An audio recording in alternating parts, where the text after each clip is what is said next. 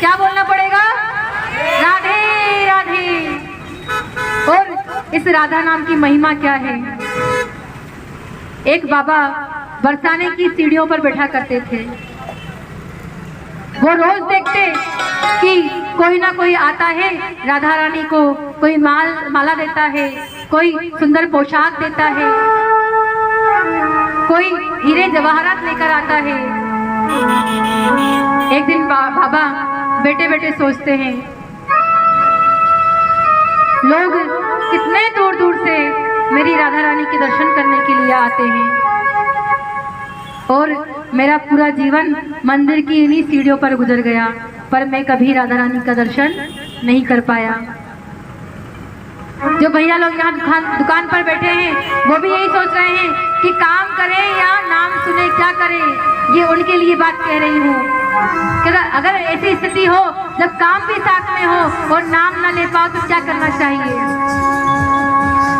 बाबा ने सोचा सब सुंदर सुंदर पोशाक मेरी राधा रानी को पहनाते हैं, पर मैं कभी एक तिनका भी उनके लिए नहीं लेके गया जिनका जीवन भर जिनके नाम का मैंने खाया है।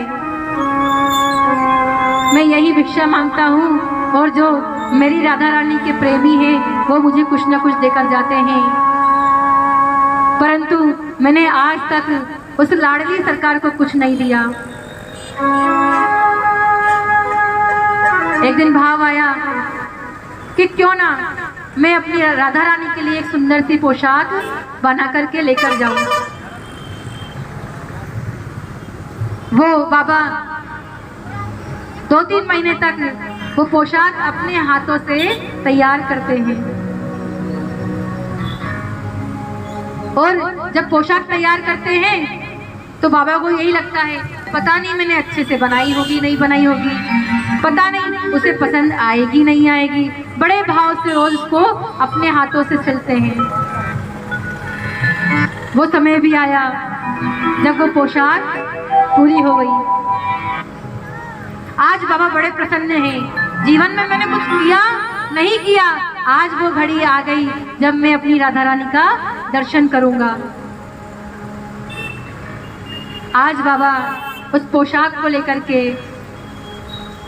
सीढ़ियां चढ़ रहे हैं और बाबा यही सोच रहे होंगे कैसे दिखती होगी वो, कितनी दयालु है, कृपालु है। उनका नाम बड़ा सुना है पर आज तक केवल सीढ़ियों पर बैठकर ही सुनता रहा। एक एक सीढ़ी चढ़ रहे हैं बाबा। आज मैं इस पोशाक को अपनी राधा रानी को पहनाऊंगा।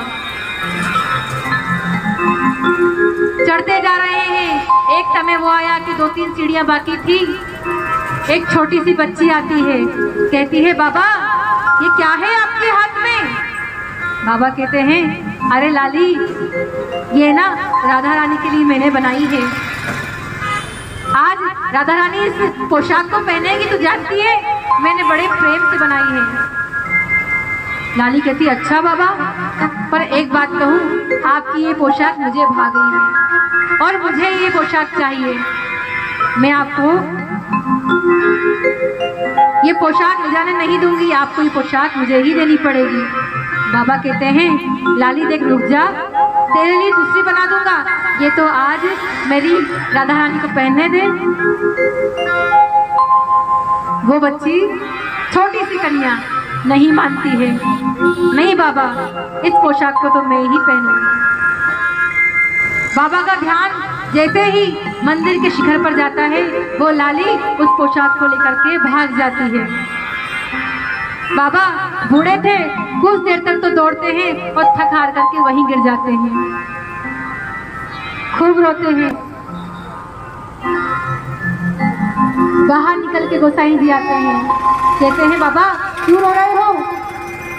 तब बाबा कहते हैं क्या बताऊं पंडित जी, एक सुंदर पोशाक मैंने अपनी लाली के लिए अपने हाथों से बनाई थी, उसे कोई ले गया, अब मैं क्या पहनाऊंगा उसे। गोसाई जी कहते हैं बाबा चिंता ना करो, आप चली गई उसको क्या चिंता करना उसकी, कम से कम आप यहाँ तक आए हो तो राधा रानी के दर्शन तो कर लो। बाबा जैसे तैसे अपने आप को संभालते हैं। 2-3 सीढ़ियां चढ़ करके जाते हैं। हमारे वृंदावन में एक रिवाज है, हर समय ठाकुर जी का पर्दा लगता है, वहाँ पे राधा रानी का पर्दा लगता है, कहीं उनको नजर ना लग जाए। राधा रानी का पर्दा लगा हुआ था, श्रृंगार हो चुका था, बस वो पर्दा खुलने ही वाला था। और अब बाबा केवल श्री राधे श्री राधे श्री राधे श्री राधे का जाप कर रहे हैं और अपनी आंखों से केवल आंसू बह रहे हैं। प्यारे, अब दिल की धड़कन उनकी तेज हो रही है कि कोई बात नहीं, मैं उनको पोशाक नहीं दे पाया, कम से कम उनके दर्शन तो करूंगा। और गोसाई जी क्या करते हैं, जैसे ही वो पर्दा हटाते हैं, वो सुंदर छवि, जो पोशाक वो बेटी लेकर गई थी, वो राधा रानी ने पहन रखी है। इसका मतलब वो कोई कन्या नहीं थी, वो स्वयं राधा रानी थी। और जैसे ही देखा कि वो राधा रानी थी और ये भाव के मन में आया कि वारी लाडली, तुझसे सबर ना हुई तो तू मेरे हाथों से वो वस्त्र छीन करके ले गई। कि भावना में भाव नहीं तो, भावना में भाव नहीं तो भावना बेकार है। ओ भावना में भाव नहीं तो भावना बेकार है। और भावना में भाव हो तो भव से बेड़ा पार है। प्यारे, यदि आप रोज भगवान को महंगे महंगे सामान चढ़ाते हो, भोग लगाया, भोग लगाने पे भाव ये नहीं होता भगवान खाएंगे, सोचते हैं कि कब भोग लगे तो सबसे पहले हम अपने आप को भोग लगाएंगे।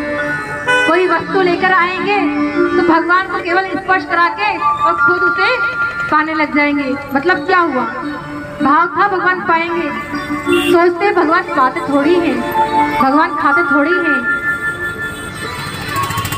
पर प्यारे, जब फूल की सुगंध एक भौरा लेता है तो क्या पुष्प को खाता है क्या? वो उसे सूंघता है, उसी खुशबू को सूंघता है।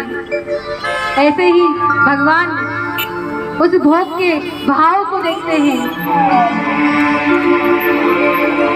इसलिए कहते हैं भावना में भाव ना हो तो भावना बेकार है। सुदामा के प्रेम में दखल ना थी।